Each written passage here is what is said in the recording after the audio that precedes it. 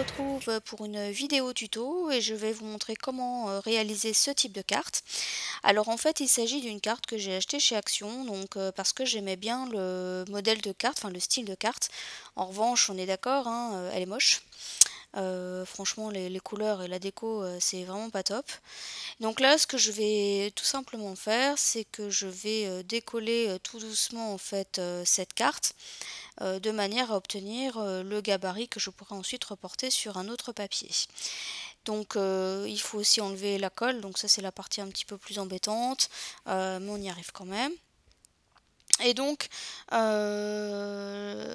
avance, je vais m'excuser parce que vous allez voir comment réaliser cette carte, mais malheureusement, toute la partie décoration n'a pas été filmée, contrairement à ce que je pensais. Il y a eu un bug dans ma... Enfin, au moment où j'ai filmé, je m'en suis rendu compte seulement au niveau du montage. Donc je tiens à m'en excuser d'avance, mais vous verrez quand même à la fin de la vidéo une photo du résultat final.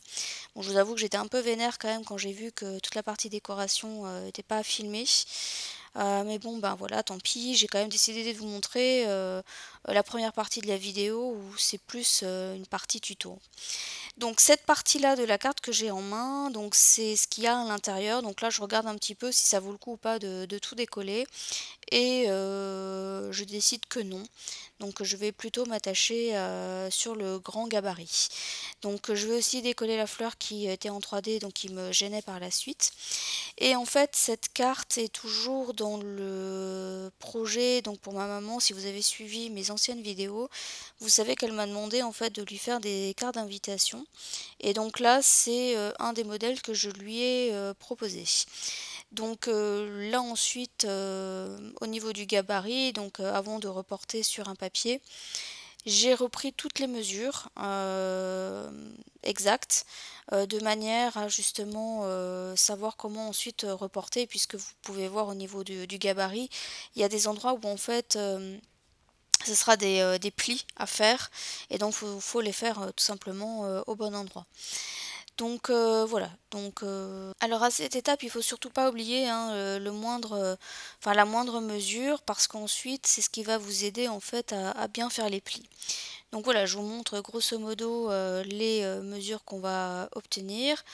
Donc voilà. Donc là on a 8,9. Là où il y a le pli, c'est 0,4, donc c'est ce qui fera l'épaisseur. Donc c'est ce qu'on pourra, je dirais que chaque pli en fait c'était 0,4 cm et c'est ce qui fait qu'on pourra mettre quelque chose avec un petit peu d'épaisseur à l'intérieur. Donc là on est sur du 1,2 sur le bas du sac, enfin du gabarit, et 1,6 sur le haut. La hauteur ça sera 10,5, donc ça rentre dans une enveloppe, donc ça c'est nickel. Et ici c'est 10,1. Ensuite, ici, ça sera 10,4. Sur le haut, on a du 9 cm. On a du 8,2. Donc, vous voyez, il y a une petite encoche. Et ensuite, on a du 7,7. Éventuellement, sur mon blog, je vais voir si je peux arriver à faire ça. J'essaierai de faire un espèce de patron avec toutes les mesures. Je ne sais pas du tout si je vais arriver à faire ça, mais peut-être que ce sera plus parlant que sur la vidéo, en tout cas plus simple à suivre. Donc vous voyez, je vais prendre ma base de carte sera donc en rose. Donc là il faut prendre un papier qui est quand même un petit peu épais, sans que ça le soit trop non plus, parce qu'il faut être capable de faire des plis. Donc si vous faites des plis mais que si le papier est trop épais, vous allez avoir du mal et ça risque parfois même de déchirer le papier. Donc voilà, il faut un... Moi c'est un cardstock normal, hein, donc ça doit être du... Je pourrais même pas vous dire le grammage, j'en sais rien.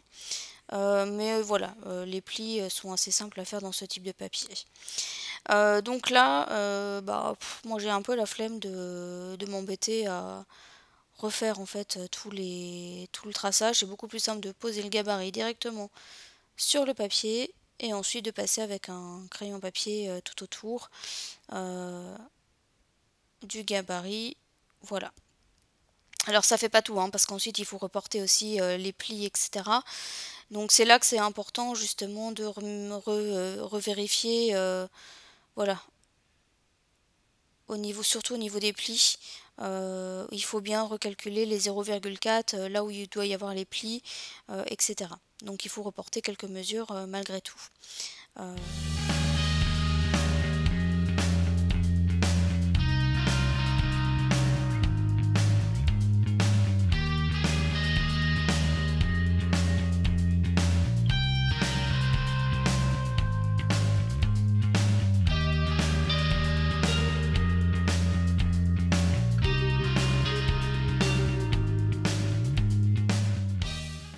Alors, une fois que j'ai terminé de reporter l'ensemble de mes mesures et de mes plis, je vais passer à la phase de découpage. Donc moi je m'aide d'une règle et d'un cutter. Maintenant, si vous êtes plus à l'aise avec un ciseau, prenez un ciseau. En revanche, il faut faire vraiment très attention à cette étape parce que si on découpe quelques millimètres en plus ou en moins, ça risque de se voir une fois que vous allez faire le pliage et vous risquez d'avoir des décalages. Donc ça, c'est vraiment une étape sur laquelle il faut faire attention. Euh, voilà pourquoi, voilà aussi pourquoi moi j'ai utilisé en tout cas une règle et un cutter parce que je trouve que c'est plus simple. Alors là, pour marquer mes plis, j'ai tout simplement pris mon... bah, j'appelle ça une table de rainurage, mais je me rappelle plus le nom exact. Après, si vous n'en avez pas, ce n'est pas grave. Si vous avez un plioir et une règle, ça devrait être suffisant. Ça, il n'y a pas de souci. Moi, voilà, j'ai l'outil, donc je l'utilise. C'est vrai, je ne vous cache pas que ça aide davantage à faire les plis. Enfin, je trouve que ça aide mieux. Maintenant, c'est pas non plus indispensable. Donc là, je vais bien remarquer tous mes plis.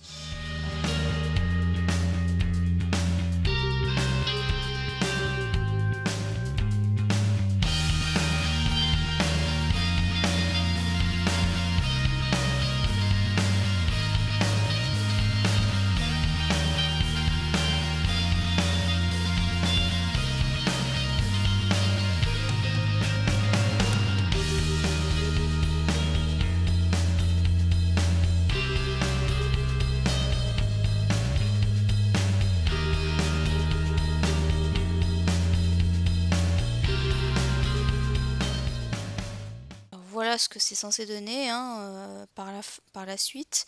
Alors là, je n'ai pas encore collé. Alors il faut savoir que c'est à cette étape-là, hein, si vous avez fait des décalages au niveau de la découpe, ça risque de se voir. Donc là, vous pouvez éventuellement refaire des ajustements si c'est encore possible. Donc là, ce que je vais faire, c'est que je vais ancrer mes bords, ceux qui seront en tout cas apparents. Donc je vais pour ça utiliser ma Distress Edge Mahogany. Et donc voilà, je vais également découper la petite encoche. Donc moi j'ai utilisé un petit ciseau. Si maintenant vous avez une perforatrice, moi j'avais juste la flemme de la sortir. Mais voilà, vous faites ensuite comme vous voulez, hein, vous utilisez la méthode que vous préférez. Donc là je vais passer à l'étape du collage. Donc là je vais utiliser du double face. Bon bah le fameux de chez Action, ça va, celui-là encore il colle encore pas trop mal. Et donc je vous cache pas que c'est quand même une étape qui est un peu chiante. Il faut pas se louper hein, avec le double face, ça on est d'accord. Mais j'avais peur en utilisant de la colle liquide que ça déborde un peu de partout et une fois que la carte elle est fermée, ben c'est un petit peu difficile de venir essuyer ce qui a débordé, etc. Donc c'est pour ça que j'ai utilisé en fait du double face. Alors juste une précision, voilà, moi je vais coller, voilà, on va y aller, il suffit d'y aller doucement. Hein. Je vais venir coller. Et vous allez voir que par la suite, je vais également coller ma languette du haut. Moi, parce que j'en avais pas l'utilité qu'elle soit pas collée. C'est-à-dire que normalement, dans le modèle que je vous ai montré tout à l'heure, vous avez la possibilité en fait de tirer donc la carte qui est à l'intérieur et de la bloquer, de faire comme un stop. Et cette languette en fait c'est ce qui sert à faire le stop. Donc si vous voulez effectivement que ça fonctionne ainsi, il ne faut pas coller la languette. Moi j'avais pas envie qu'il y ait de stop dans ma carte, je voulais qu'on puisse sortir l'intégralité de la petite carte qui sera à l'intérieur. Donc je l'ai collé. Donc vous voyez mon double face, hein, il colle sans vraiment bien coller. Donc là j'ai utilisé de la colle liquide parce que j'avais peur avec le double face, vu que j'avais peu de marge de manœuvre. J'avais peur que ça se recolle, enfin de galérer, donc je trouvais que la colle ici était plus pratique. Euh, voilà, et ensuite, hop, on passe la languette à l'intérieur, donc moi je la colle, mais comme je vous ai dit, si vous voulez utiliser le système de stop, il faudra la laisser plier et pas la coller. Donc là vous voyez, hein, j'utilise un plioir pour bien aplatir. Et voilà ce qu'on obtient au niveau de la carte. Et vous voyez qu'il y a vraiment bien la petite épaisseur de 4 mm. Donc là je vais finaliser mon ancrage. Je repasse là où c'était pas forcément bien passé. Surtout au niveau des plis. Et voilà, donc là c'est juste pour finaliser mon ancrage. Donc là vous voyez c'est la petite carte à l'intérieur. Donc vous voyez là, moi la languette ici, moi je ne vais pas l'utiliser. En revanche si vous utilisez vous le système de stop, il faudra la prévoir. Moi en revanche je n'en voulais pas, donc voilà, je l'ai replié et j'ai juste reporté mon gabarit. Donc là je vous avouerai que j'ai pas mesuré. J'ai juste reporté l'exemple ici de mon gabarit sur mon papier et vous allez voir même que je vais devoir le retailler parce qu'en fait c'était trop grand et ça rentrait pas. Donc éventuellement, là je crois pas que j'ai mis les mesures, je me rappelle plus. Peut-être vite fait avec la règle. Donc là vous voyez, je constate que ça rentre pas. Donc je vais juste retailler un petit peu. Voilà, on enlève quelques millimètres, hein, pas grand chose non plus. Hop, là ça passe, c'est nickel. Et donc là, vous voyez, on obtient une mesure de à peu près 8,67, on va dire. Et je vous ai pas. Bah, la hauteur, c'est la hauteur de la carte, hein. Et donc là aussi, je vais ancrer les bords. Toujours avec la même distress, hein, la Edge Mahogany. De toute façon, je pense que pour tout ce qui sera mesure, je vais essayer de faire quelque chose sur mon blog pour que ça soit un peu plus clair pour tout le monde. Donc là, ce sera un papier de fond, donc c'est une chute de papier que j'ai utilisé qui est dans les tons roses. Et donc c'est ce que je vais mettre par-dessus en fait, ma carte à l'intérieur. Là aussi, hein, je vous avouerai que j'avais eu un peu la flemme de mesurer. Donc là, je reporte mon gabarit et pour avoir quelque chose d'un tout petit peu plus petit, je vais couper à quelques millimètres des repères que je me suis fait. Voilà, c'est juste parce que voilà, s'il y a une chose que j'aime pas faire, c'est mesurer. Enfin, prendre les mesures, etc. Donc je trouve que c'est plus simple comme ça. Ça c'est ma méthode, hein. Et ensuite je vais ancrer mon papier, donc toujours avec la même distress. Et avant de coller mon papier, donc là vous voyez que je m'apprête à le coller, donc là j'utilise ma colle UU. Mais avant, voilà, je vais glisser une petite ficelle. Alors là, c'est tout bêtement de la récupération. Vous savez, quand vous achetez des vêtements, vous avez parfois des petites ficelles au niveau des épaules.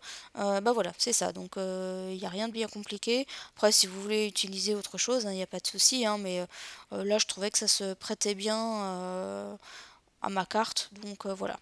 Donc moi je vais le fixer, voilà, je vais utiliser juste un bête scotch pour fixer le petit bout de ruban. De toute façon, ça n'a pas grande importance, hein, ce qu'on va utiliser puisque ça sera caché par le papier que je vous ai montré tout à l'heure. Donc je vais ensuite coller et voilà. Et voilà. Le ruban qui est en dessous, on ne le voit plus, c'est caché et on a juste notre petite anse qui dépasse.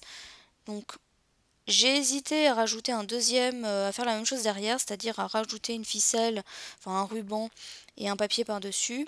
Mais finalement je trouvais qu'un seul ruban c'était suffisant, donc j'en ai pas rajouté. J'ai juste rajouté un papier derrière, donc j'ai procédé de la même façon. Voilà, et donc je vais reprendre. Là pour le coup j'ai mesuré vite fait. Pour vous montrer aussi, hein, qu'on peut faire des deux manières. Donc je vais redécouper un petit rectangle, je vais également l'ancrer et le coller au dos de l'intérieur de ma carte.